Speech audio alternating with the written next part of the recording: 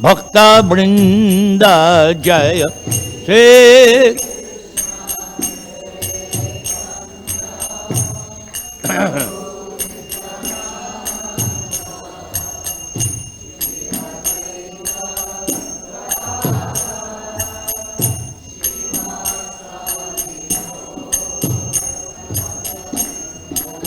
Hare Krishna, Hare Krishna, Krishna Krishna, Hare Hare, Hare Rama, Hare Rama, Rama Rama, Hare Hare, Hare Krishna, Hare Krishna, Krishna Krishna, Hare Hare, Hare Rama, Hare Rama, Rama Rama, Hare Hare, Hare Krishna, Hare Krishna, Krishna Krishna, Hare Hare, Hare Rama, Hare Rama, Rama Rama, Hare Hare, Hare Krishna, Krishna Krishna, Hare Hare, Hare Rama, Hare Rama, Rama Rama, Hare Hare. Thank you for playing perfect drum. Let's give him a big yes.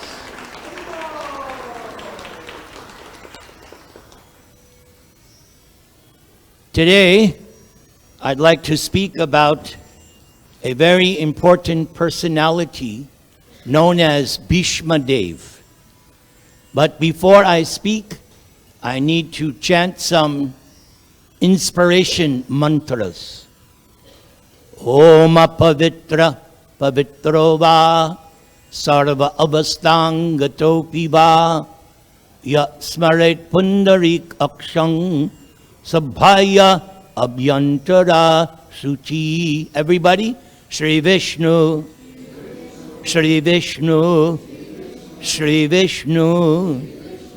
Om Ajnana Timarandasya Jnananjana Shalakaya Chakshurunmilitang Yena Tasmai Sri Gurave Namaha. So, my spiritual master, the ISKCON founder Acharya, who accepted me as his disciple in April of 1974, has opened my eyes, which were blinded by the darkness of ignorance. And by his wonderful teachings, his books, lectures, his bhajans, his sound vibration, I am now coming out of the darkness and getting into the light. Trinadapi sunichena torad iva sahishnuna amanina mahnade kirtaniya sadahari. Lord Chaitanya Mahaprabhu, the father of this Krishna consciousness movement, instructs his followers to always remain meek and humble, to be more tolerant than the tree, to offer all respects to others, and not be concerned how others are thinking of me. Therefore, vancha kalpa tarubhyascha kripa sindubhya evacha patitanang pavanebhyo vaishnavebhyo Namo Namaha.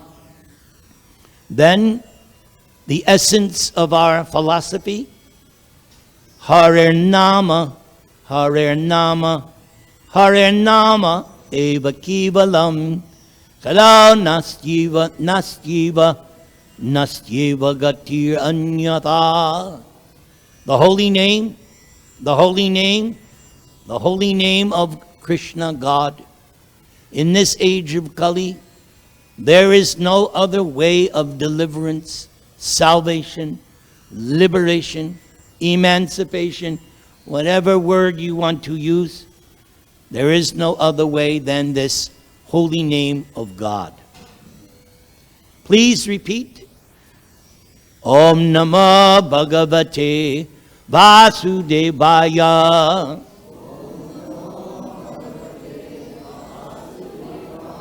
Om Namah Bhagavate Vasudevaya.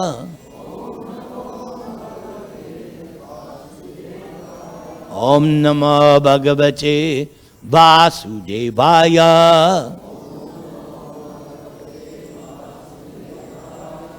And just two more, which I call the woke mantras.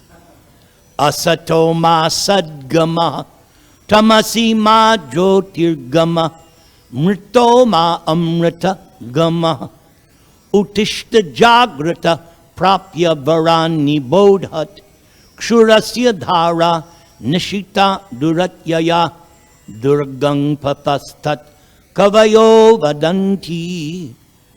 The Upanishads instruct that we should come out of the darkness and go to the light of the Vedic knowledge. As I mentioned, here in this movement, our Vedic knowledge is given to us, or shall we say, spoon-fed to us by the wonderful sound vibration of His Divine Grace, A.C. Bhaktivedanta Swami, Srila Prabhupada ki. Excellent. Where's my bell? Very good. While I was chanting, I was hearing strong vibration from this quarter. So let's give them a big Haribol. So, Naikatma Prabhu mentioned how next month we will do the Bhagavad Gita Yajna. And the Bhagavad Gita was spoken on the battlefield of Kurukshetra. It was to be the great war. And the whole purpose of the battle of Kurukshetra was that whoever would win the war would be the emperor of the world. And Krishna wanted Yudhishthira and his brothers, the Pandavas, to be the rulers. That was his intention. And by Krishna's grace, Arjuna, the hero of Bhagavad Gita, the recipient of Bhagavad Gita, he won victory along with his brothers. So, the battle was won, 18 days war. But after Yudhishthira was now emperor, he was not happy. And we learn from the pages of Srimad Bhagavatam that Yudhishthira, why was he unhappy? You would think he won the war. He's emperor of the world. Why would he be unhappy? That is because Yudhishthira was morality personified. One of his names, Dharmaraj, the king of religion, the emblem of honesty, the emblem of truthfulness. He was ideal in every respect. He was unhappy. Why? He felt culpable. He felt responsible because in the battle, millions of people were slain. Millions. And he was thinking, just so that I can become king, all these people had to die? But nobody could get him out of what we say, the funk, you know? You get like that? Depression. It happens sometimes, even to devotees. You become disturbed. And it was, his depression was so great, even Krishna could not get him out. Even Vyasadeva, his forefathers, Vyasadeva, the great scholar, the whole Indian philosophy is based on Vyasadeva. Every year, we have that Guru Purnima, where we recognize Vyasadeva as where all our knowledge comes from. He couldn't convince Yudhishthira. So Krishna then said, all right, come with me. So Yudhishthira, Krishna, and others, they went on a chariot, and they went back to the scene of the massacre. And there, lying on a bed of arrows, was the great-grandfather Bhishma Dev. Bhishma Dev is called Mahajan. In the Srimad Bhagavatam, Yamaraj, the superintendent of death, informs his servants, the Yamadutas, that there are 12 authorities on the science of God, and they are known as Mahajans. And this Bhishma Dev is one of those, as well as Shukadev, Lord Brahma, Lord Shiva, Narada, Vyas, Kapila, and Yamaraj himself is also a Mahajan. But this Bhishma Dev, yes. Now, why is he lying on a bed of arrows? Because long time prior, he got a benediction from his father. Because Bhishma Dev made such a great vow, just for the pleasure of his father, that I will not marry, I will not have any children, I will not have any heirs to the throne. He did that for his father. And so he was blessed. Yes.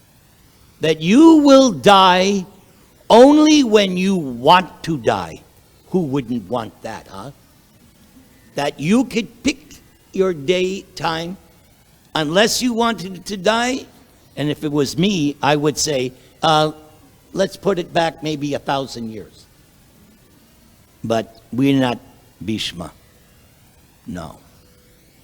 So, by the end of the war, Bhishma Dev's entire body was filled with arrows.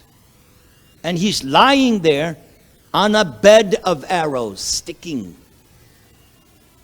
Right? You may be seen that they used to in the 50s and 60s when they would, in America here, show pictures of India.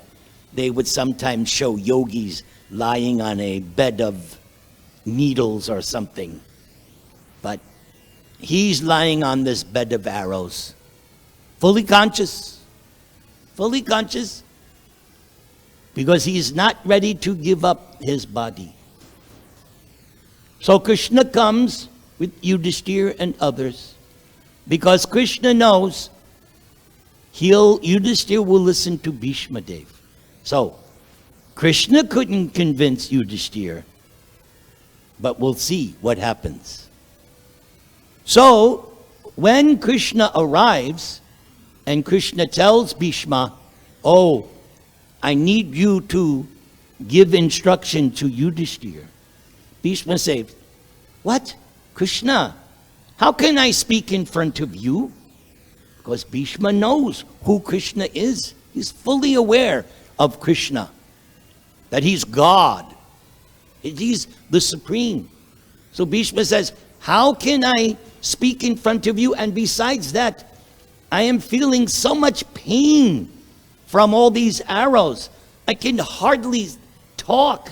I'm in so much pain. Krishna says, I want you to speak, and you will not have any pain. And at that moment, Bhishma Dev is free from all pain, and his mind is clear.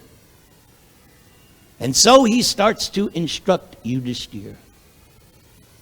And Bhishma says, Yudhishthira, what you don't realize is that now you are emperor.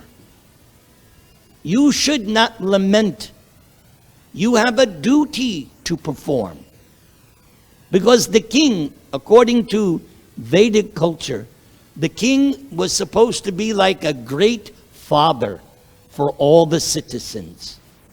He was to be compassionate. Yes, he had to administer justice, punishment, but the mentality is, I must rule over the citizens as if they're my own family members.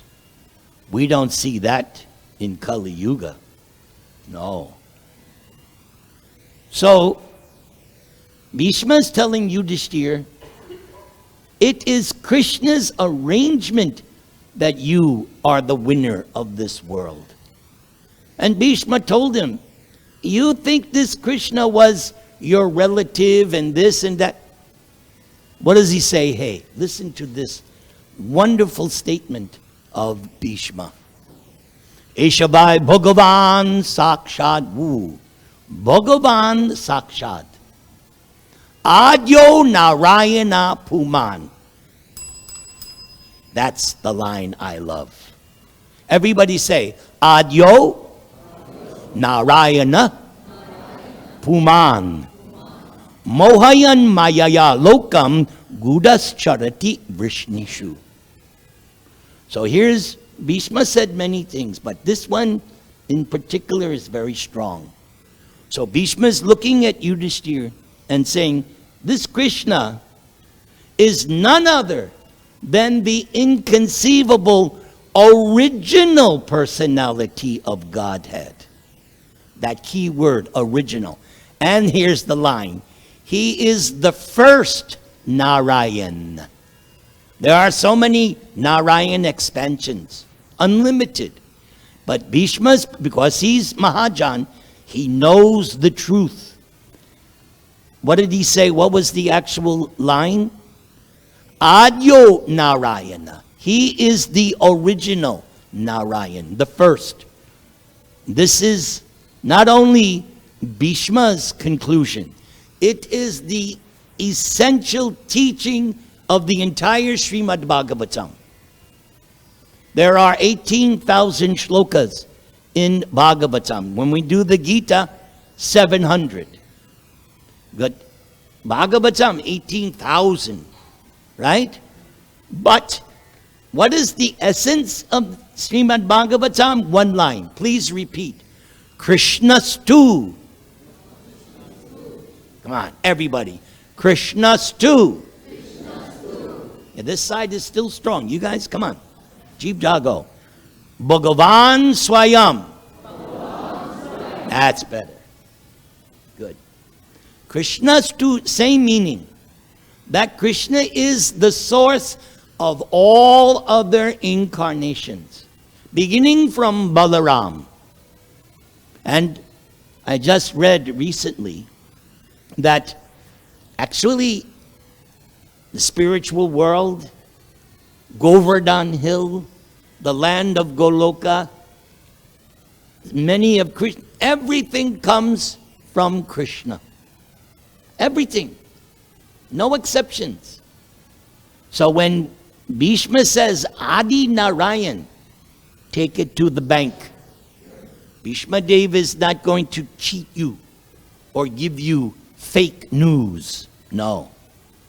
Bhishma, Vyasadev, Srila Prabhupada, the self-realized souls tell you the real truth.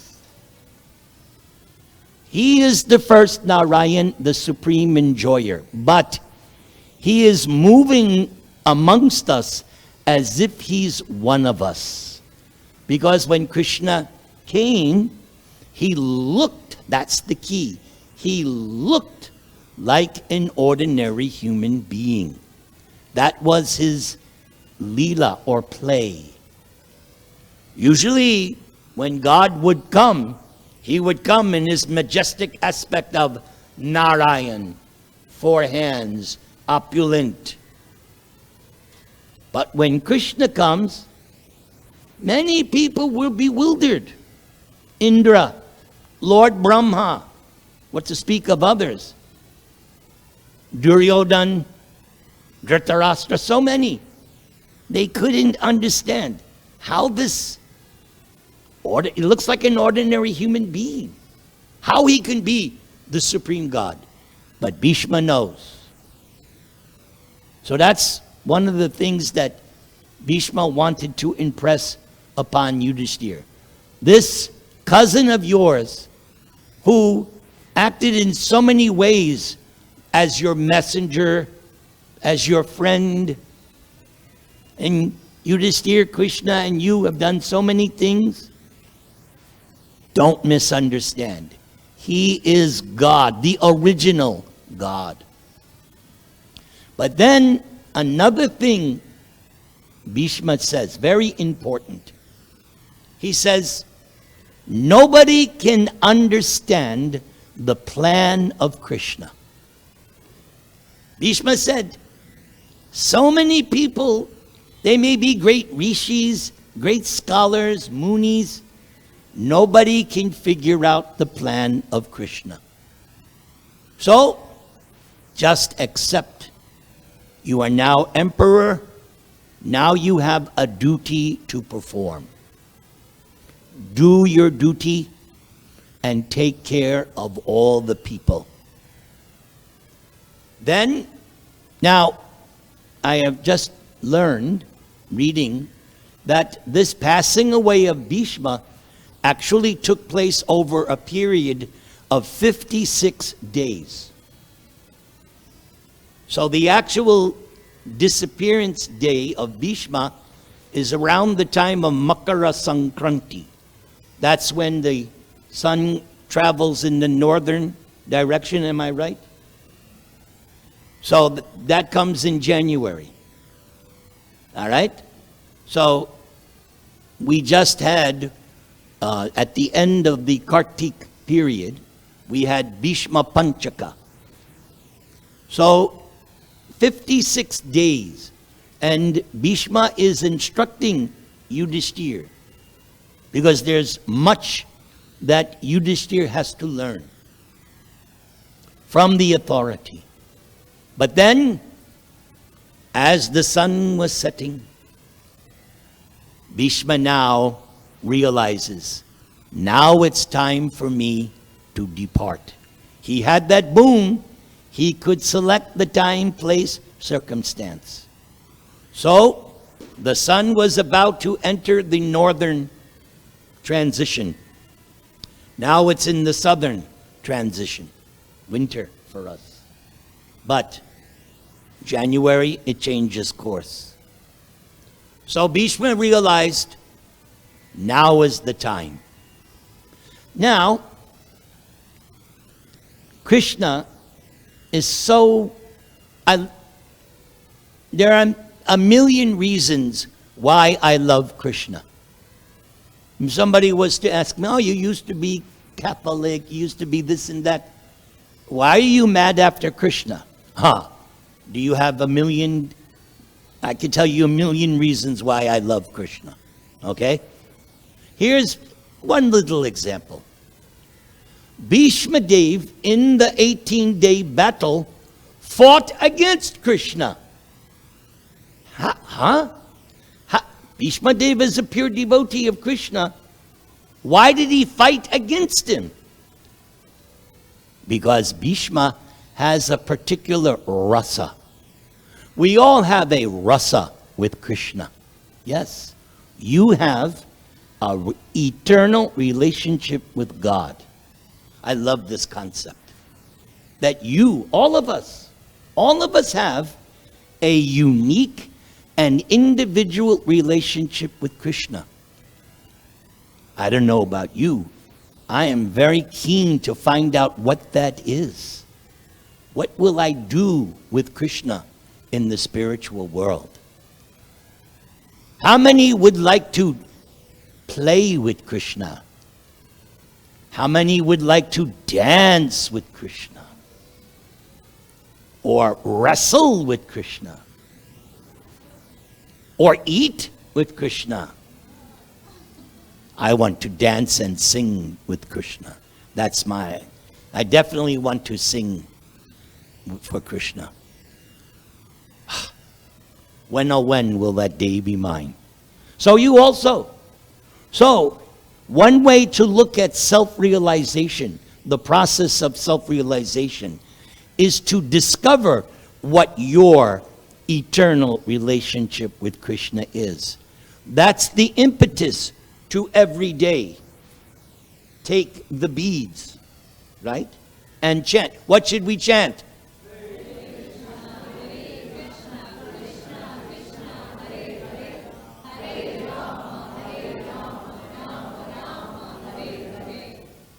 This side, you guys are okay too, but they're just a tad better. Don't be upset, okay?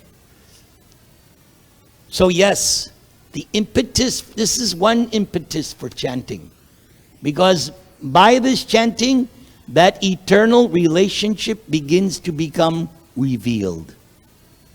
So sometimes the question comes, Prabhu, I have been chanting for 30 years. Yeah, keep on chanting. Have you discovered what your eternal relationship with Krishna is? No? Okay, then keep chanting. So, it's just like when Rukmini made her marriage proposal to Krishna in a letter sent by a Brahmin. Rukmini said, I will not marry anyone. I have decided I will only marry you. And Krishna, if you do not think I am worthy, I am prepared to take 100 births until I'm qualified. That's the attitude. However long it takes, I will not stop until I understand my eternal Swarup Siddhi. What is my eternal relationship with Krishna? That's why I look forward with enthusiasm to partake in this process of Krishna consciousness. Little by little, Krishna reciprocates. For instance, during this last week of Kartik, some personal problems I was having, all of a sudden, the answers were there from within. It was like, oh, I get these text messages from Krishna within my heart. So, Bhishma decided now was the time, because those of you who have studied Bhagavad Gita, chapter 8, there are 2 verses where Krishna says, one who can think of me or remember me at the time of death will come to me in my abode. And then after that verse, Krishna says, and whatever you are thinking of at the time of passing, that will determine the next life. You all know, most of you know the story of Bharat Maharaj. He was thinking of a deer. And because he was thinking of the deer at the time of giving up his life, he became a deer. And I'm thinking, oh boy, I got to be careful.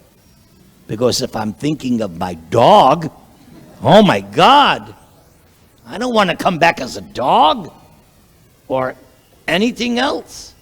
So I have to practice remembering Krishna. And I've said many times, some of you have heard it 1,000 times. You can tell how advanced you are. You're driving your car here in LA. Somebody cuts you off. What comes out of your mouth? Oh, then you're good. You're advanced. You're advanced. For some people, it's, I can't even say. Because somebody cut me off because I come from Orange County. So when I leave, the traffic is not so bad. But once I reach the border, Long Beach, LA County, oh, the driving changes. People cutting you off, even on a Sunday. And if you're not practiced, I don't know. So I learned that actually the first Sunday feast I attended in Brooklyn Temple. Something was during Prasadam, and something happened, and somebody did something to me, and I got angry, and I was about to say something bad in the temple, and one senior devotee said, no, no, no, this is what you do. You can get mad, but say, Om Namo Bhagavate Vasudevaya. So she taught me, oh, that's how you, because you can't control the emotion, but you can control what comes out. So I learned that before joining the temple. That's how you, right? So, Bhishma knows Krishna is here. And Krishna was so kind that he was at Bhishma's feet. And Bhishma was still lying down on the bed of arrows. And he's about to give up his life, and he's looking at Krishna. But Bhishma is attached to Krishna in a particular form. That is the four-handed form of Narayana. Some devotees are attached, like we studied for the whole month, the Damodar Leela. And every day we chanted that Damodarashtakam prayer. And several times the author of that prayer would say, I don't want any benediction other than to always see this form of yours as Bala Gopal, cowherder boy. Krishna as a cowherder boy, two-hand. And he plays what? Guitar? Flute. Yes, he plays the flute. There's another reason why I love Krishna. I'm a musician. And then I learned, oh, God is also a musician. Really? Yeah, he plays the flute. And everybody goes mad. Yeah, that's my God. He's cool. He plays the flute and everybody goes crazy. He just plays one note, the fifth note. I am waiting to. How many are waiting to hear? Yes, because it is written. Another way to know that your chanting is perfect, you will hear the sound of Krishna's flute by your chanting. Better keep chanting. Hare Krishna, Krishna Krishna, Hare Hare, Hare Ram, Ram. That is not something you can buy on Amazon.com. You cannot buy, oh, Krishna's, no. You have to pay the price. What is that price? Laulium. Intense greed. I will do anything to achieve Krishna's mercy, Krishna's audience. So Bhishma Dev knows, if I give up my life now in front of Krishna, perfection. So Bhishma offers nice prayers looking at Krishna, right? And Bhishma was speaking so many nice things about his relationship with Krishna during the battle. Because there was one point, Bhishma was challenged. Remember, Bhishma was on the opposite party, the side of Duryodhana, the rascals, the insurgents. They were bad people. And Bhishma was taking their part. There were some reasons, but the real reason was Bhishma wanted to see Krishna as a fighter. Because that's what Bhishma was. He was the greatest warrior. In the Mahabharata, it's stated that when Bhishma was on the chariot fighting, he was shooting arrows and it was like he was dancing. He was that expert. He was enjoying it, right? He's shooting arrows and he's like dancing. And he gets to see Krishna angry. That's what he wanted. Arjuna is behind Krishna, so he doesn't get to see Krishna in that angry mood. So one day Duryodhana accused Bhishma. I know you are lenient. You have some affection for Arjuna and the Pandavas. You're not fighting fully. Bhishma says, what? All right, tomorrow I will kill Krishna and Arjuna. Guaranteed. But of course, Krishna did a little trickery. Anyway, that's another story. So Bhishma was fighting so valiantly, and Arjuna's chariot got stuck. The wheel was broken. So this was the best opportunity for Bhishma to actually fulfill that he was going to kill Arjuna. So Krishna, we all know, Krishna says in Gita, right? I protect Kaunteya pratijani name bhakta pranasyati. Krishna protects his devotees. So Krishna had promised from day one, he would not pick up a weapon to fight. He would be neutral. He would just drive the chariot. Of course, there was some things that Krishna did. But this, Arjuna's in trouble. He's about to be slain. So Krishna comes off the chariot and finds a broken wheel of a chariot and rushes towards Bhishma to protect Arjuna. And Bhishma sees this and he goes, yes, this is what I've wanted all my life. So Bhishma throws down his weapons and he's, yes, come and get me, kill me, because he's happy to see. What happens? Super Bowl is over. The conch shell meant that because the war was like, you could say, a Super Bowl. They would fight, but then at sunset, the fighting would stop. People would eat together. Pretty far out, huh? They would, but when it came time for the war, all right, let's go.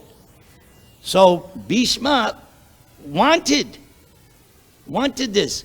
If you ever get a chance, in the office of the temple president, Swabas, he has this huge picture of what I'm describing. That Krishna is charging Bhishma with the wheel. And Arjuna is trying to stop Krishna, breaking his promise. And Bhishma is there like, yes. But the conch shell blew, so the war was over for the day. So that's how that. So Bhishma remembered that. And Bhishma also mentioned how that he was shooting arrows at Krishna, but Krishna was receiving them as if it was Pushpanjali. Pushpanjali means offering flowers, right? If you throw flowers at the deity, it doesn't hurt. It's actually a form of worship, right? Sometimes we do that. We throw Pushpanjali. So Bhishma's arrows were like offerings of flowers to Krishna. Now, of course, Krishna has to make it a good movie.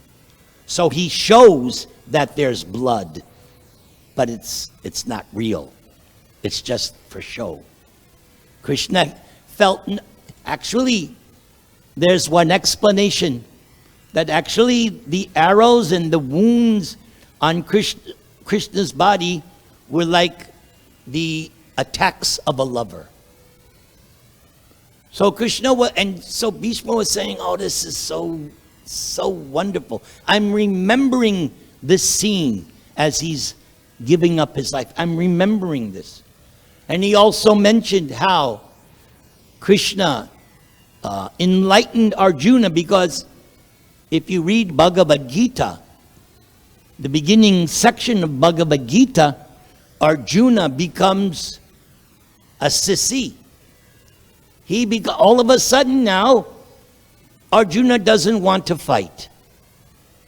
13, 14 years they were in exile.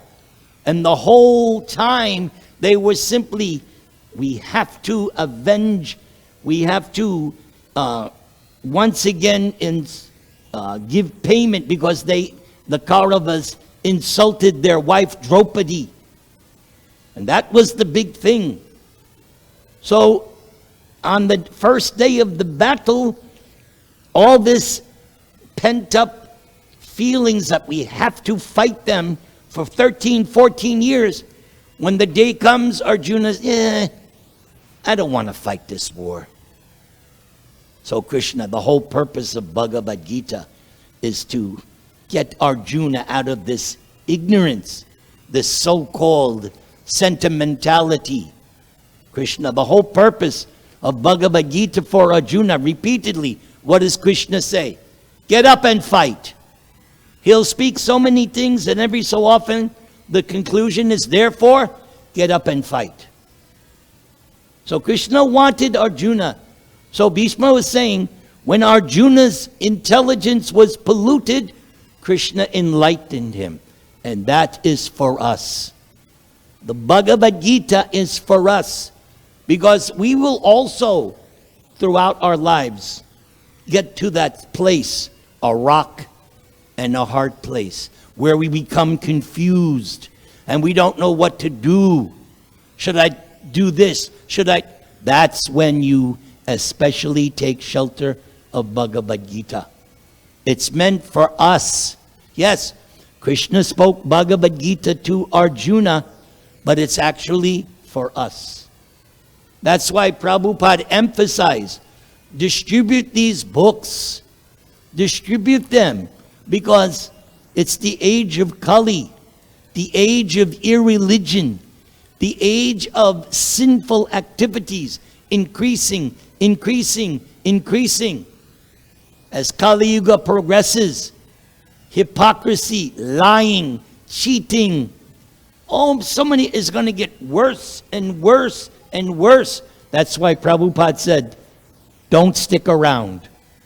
Finish your business and go back to Krishna. Don't wait for Kalki. Kalki comes at the end of Kali Yuga. Don't wait around. Prabhupada says, finish your business. And what does he say? Chant 16 rounds. Follow the 4 regulative principles. Not 3.5.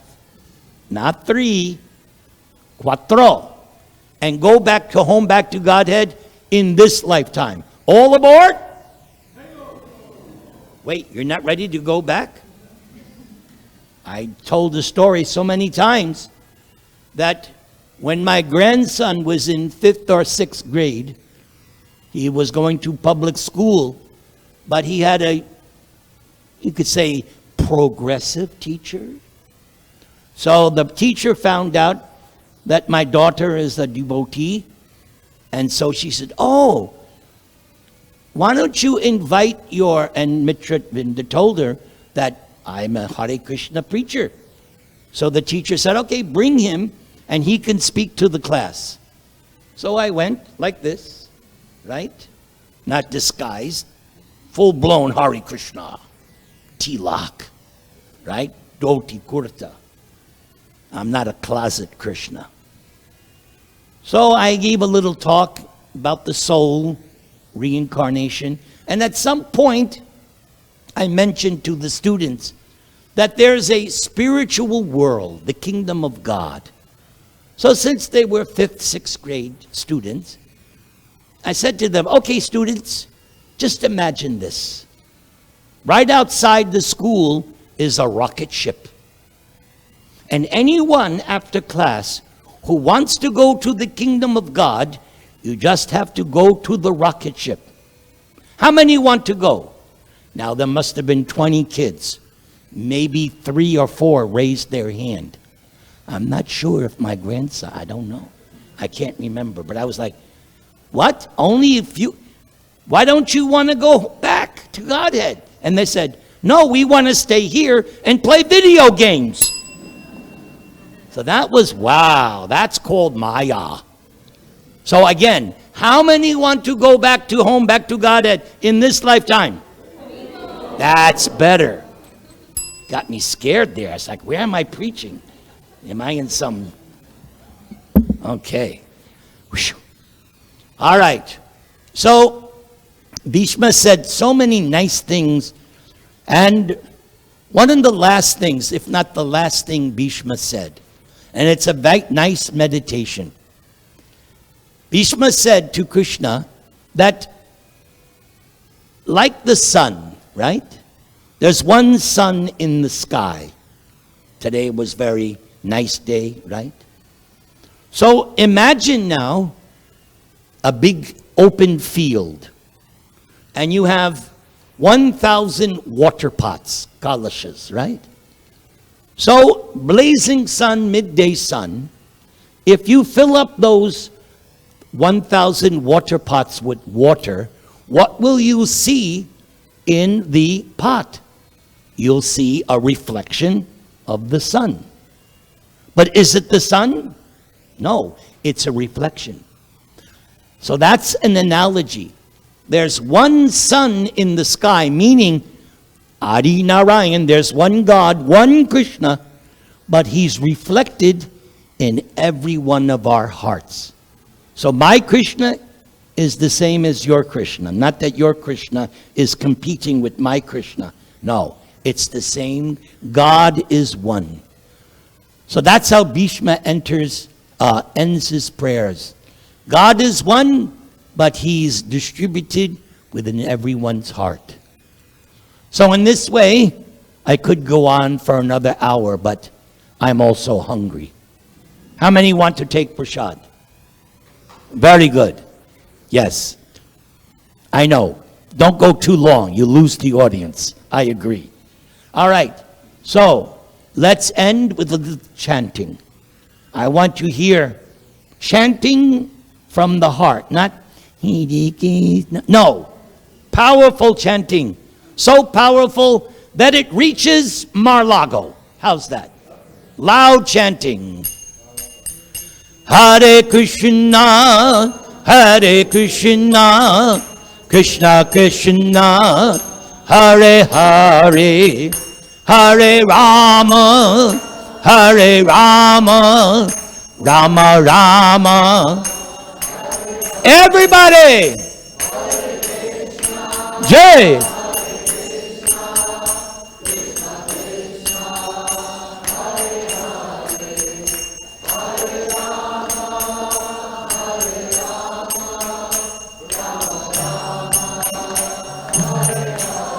All right, I'm in such a good mood, and you were such a great audience. Give yourselves a hand. You did good. So I want to do what I call the Olympics, Transcendental Olympics. I'll chant, ladies and girls will respond.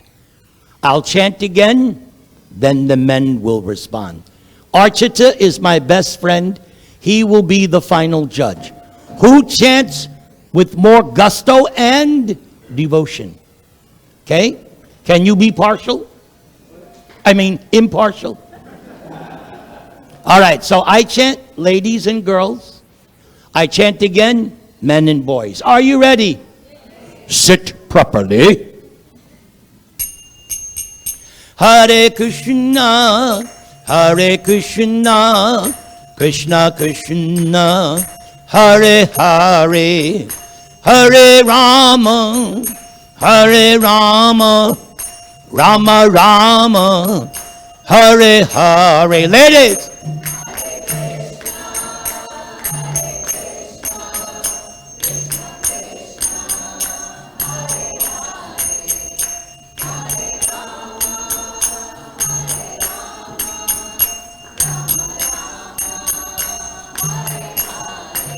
Hare Krishna, Hare Krishna, Krishna Krishna, Hare Hare, Hare Rama, Hare Rama, Rama Rama, Hare Hare. Men.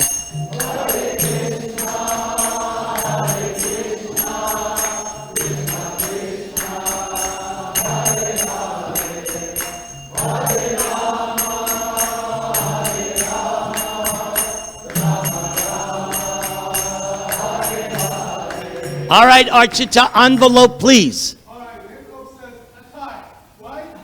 The men had the volume, the women had the heart. Spoken like you should run for office. Spoken like a true diplomat. Are we happy? Are we ready to take on the world this week? Are we ready to surrender to Krishna? Class is dismissed. Take prasadam to your full satisfaction.